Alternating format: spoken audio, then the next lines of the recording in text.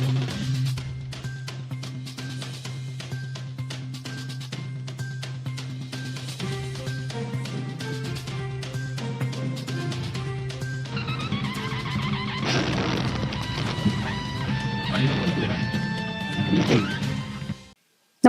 आपण पाहता हिरकणी न्यूज.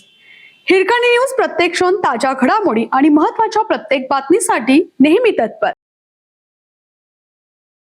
विट्यात 2 लाखांची चांदी लांबवणाऱ्या महिलेस अटक. विट्यात घरफोडी करून सुमारे 2 लाख रुपये किमतीचा चांदीचा रथ लांबवणाऱ्या महिलेस पोलीस प्रशासनाने तात्काळ अटक केली. पूजा काकासाहेब माने वय 35 राहणार जुना वासंबे रोड विटा असा संशयित महिलेचं नाव असून तिच्याकडून 1 किलो 695 ग्रॅम वजनाचा चांदीचा मुद्देमाल जप्त करण्यात आला आहे.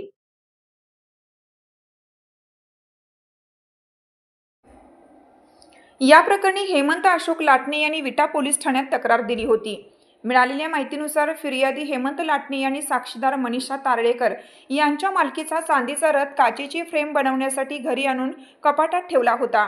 20 जुलै रोजी सायंकाळी हेमंत यांची पत्नी घरी नसल्याचा गैरफायदा घेऊन संशयित पूजाने घरात प्रवेश केला आणि कपाटातील 1,99,000 रुपये किमतीचा चांदीचा रथ चोरून नेला. घटनेची नोंद होताच सांगलीचे पोलीस अधीक्षक तुषार दोशी, अप्पर पोलीस अधीक्षक कल्पना बारावकर आणि उपविभागीय पोलीस अधिकारी सदाशिव शेलार यांच्या मार्गदर्शनाखाली पोलीस निरीक्षक धनंजय फडतरे यांनी तपासाचे आदेश दिले.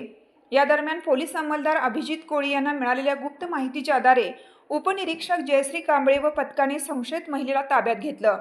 चौकशी दरम्यान तिने गुन्ह्याची कबुली दिल्याने तिला अटक करून चोरीस गेलेला संपूर्ण मुद्देमाल हस्तगत करण्यात आला.